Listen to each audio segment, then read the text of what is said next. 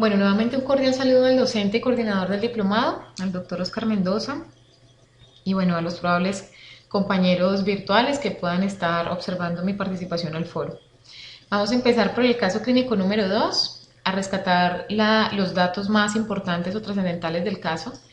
Nos hablan de que es un pacientico de 5 años, estaba en la consulta y le diagnosticaron un cuadro gripal de tipo resfriado común. Durante la consulta le hicieron un examen físico, reporta una fiebre de 39 grados centígrados y convulsiona. Hace un episodio de convulsión tónico-clónica generalizada durante la consulta. Por tanto, el médico le hace determinados exámenes y lo pone en observación. Después de su manejo, él llega a la conclusión de que el paciente ha padecido una convulsión febril. ¿Qué nos pide el caso? El caso nos pide reflexionar y explicar por qué una inflamación aguda sin compromiso neurológico puede generar fiebre y convulsiones.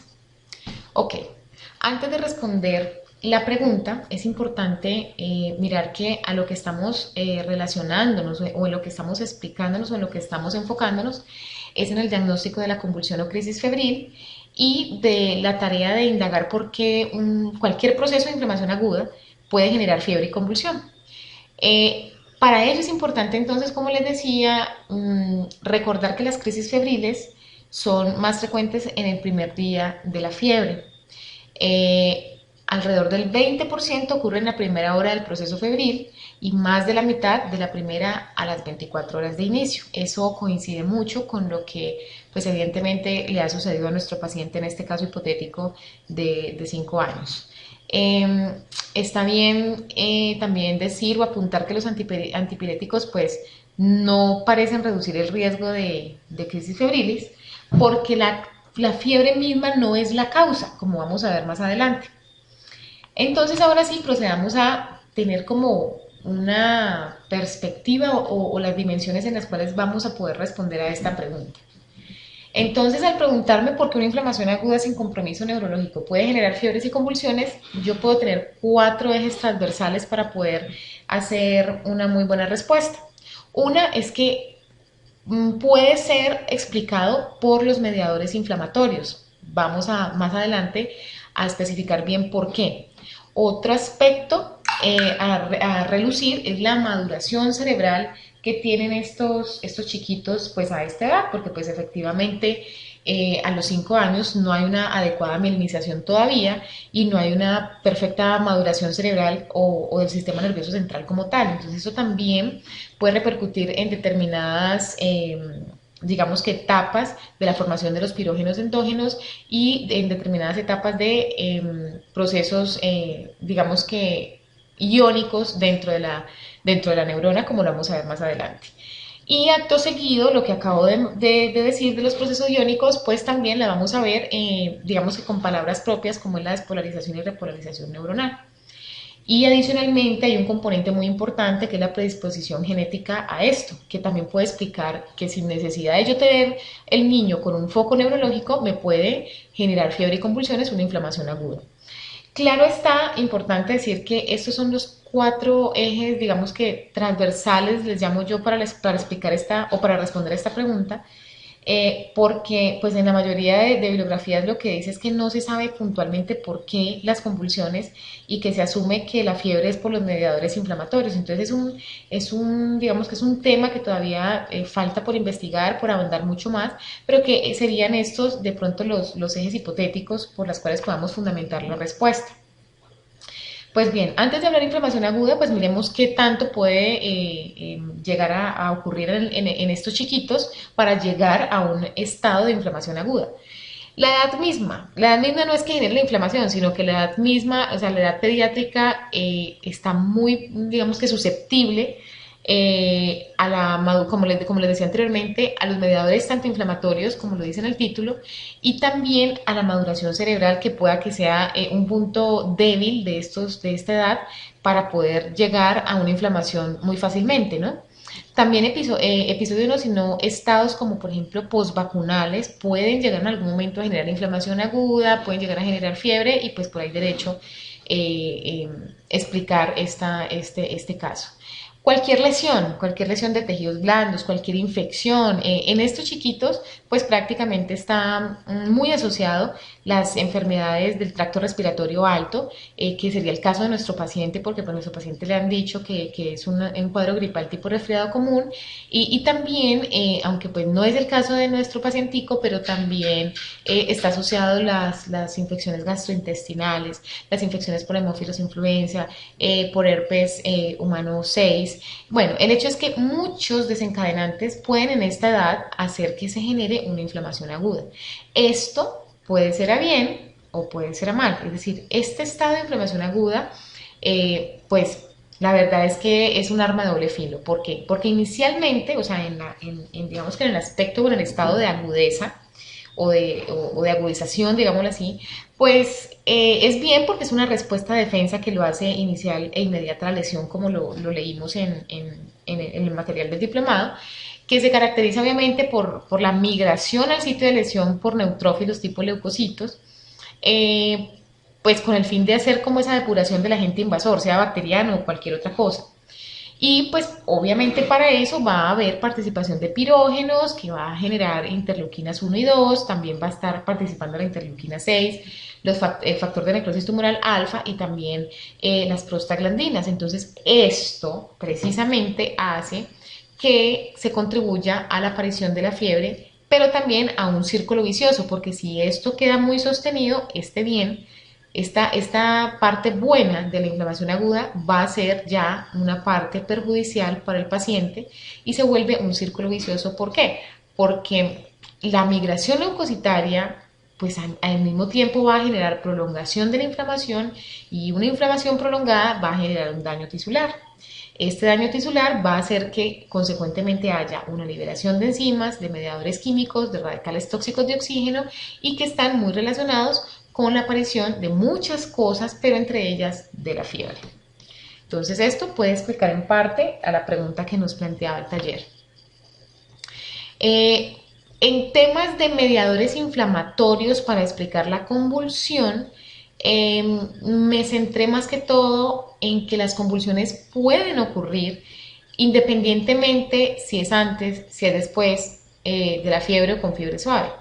Generalmente pues suelen ocurrir por encima de los 38.5, pero realmente la cantidad, o sea, la parte cuantitativa de la temperatura no es exactamente el factor predisponente de lo que condiciona la convulsión febril. Como de pronto voy a explicar más adelante, el factor desencadenante es prácticamente el cambio súbito y brusco, digámoslo así, de la temperatura, y más pues hacia la alza térmica. Como les comentaba, el factor desencadenante más importante es eso, es la brusquedad con que la temperatura se levante y no la medición.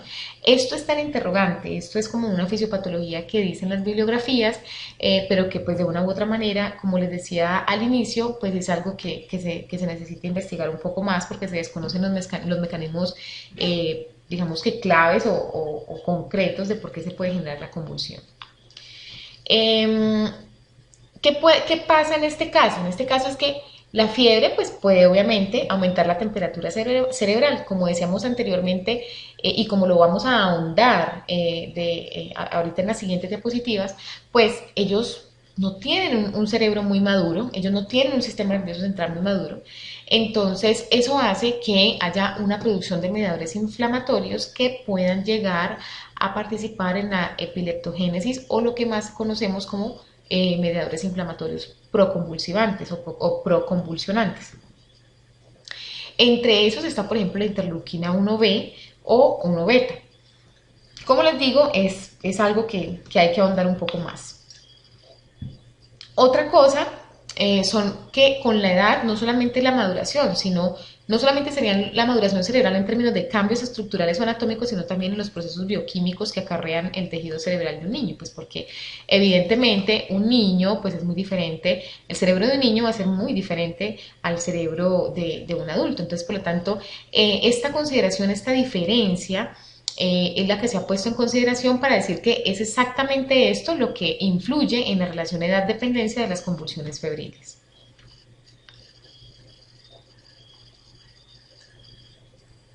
De manera muy concreta, lo que también podemos decir de por qué el aspecto de maduración cerebral o de maduración del sistema nervioso central como tal repercute tanto en la aparición o no de las convulsiones febriles en esta edad, es porque hay exactamente una pobre mielinización de la sustancia blanca cerebral. También vamos a ver que la migración neuronal no es totalmente efectiva porque no se ha completado y porque hay un menor número de conexiones dendríticas. Entonces también hay un menor, digamos que una afectación del consumo de oxígeno y pues por lo tanto va a tener la susceptibilidad o la predisposición a desencadenar crisis febriles o convulsiones febriles sin necesidad de tener una patología neurológica de base. Como les decía, hay algo que decidí como titular despolarización o repolarización. No sé si es adecuado el título, porque pues finalmente esto sí, la verdad digamos que lo titulé así como para resumir lo que he leído. Pero es de todos modos para explicar que los cambios en estos canales de sodio, esto es un potencial de acción que está ocurriendo y esta es la acción. Esto lo puse aquí como para, digamos que, esquematizar que los cambios funcionales en los diferentes canales de sodio de la neurona pues también responden a la fiebre. ¿Y cómo responden a la fiebre? Sincronizándose en la actividad neuronal en los individuos pues que tengan mayor riesgo o mayor susceptibilidad a padecer pues, de convulsión febril. Esta susceptibilidad bien sea por el grado de maduración cerebral que hemos venido hablando o bien por algo que vamos a especificar y ahondar más en las siguientes diapositivas, que sería la predisposición genética que pueda tener este chiquito. Hay algo también bien importante, no solamente para explicar la convulsión, sino prácticamente la fiebre, y es que la hiperventilación y la alcalosis natural de la fiebre puede jugar algún papel indirecto en la patogenia de la aparición de convulsiones sin foco neurológico, conocido más comúnmente como convulsiones febriles o crisis febriles.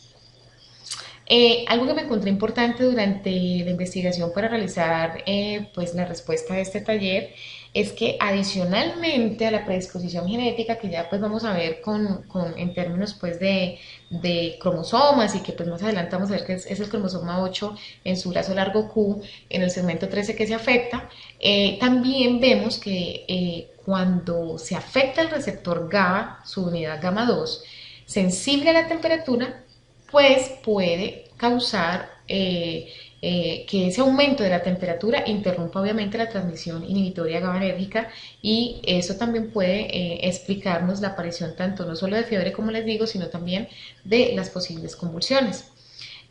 ¿Por qué? Porque es que el GABA, como nosotros sabemos, el ácido gamma aminobutírico tiene un papel central, digamos que bastante importante a nivel cerebral y obviamente en la atenuación de la inhibición. Entonces, es fácil, digamos que, analizar o comprender que, por ejemplo, una hipertermia condicionada por el bloqueo de los receptores de estos sistemas transmisores, pues obviamente nos desencadene un proceso convulsivante o nos genere una provocación a estas mismas. Como les venía diciendo, hay una predisposición genética, pues generalmente como les mencioné anteriormente, en el cromosoma 8 brazo largo Q, segmento 13, también se afecta a los 21 y bueno, entre otros segmentos que vemos aquí, pero pues digamos que esto lo puse prácticamente para ubicarnos concretamente que hay 6 locus asociados con esta aparición preferencial de convulsiones febriles y pues que todos hacen responsabilidad a este cromosoma. Bueno, esta es la bibliografía que consulté, importante me pareció este artículo de MedWave y pues también me pareció importante consultar el libro de Patología Humana de Comer Cotton Robbins en su sexta edición que pues me permitió de pronto ahondar mucho más en la fisiopatología para poder responder a esto.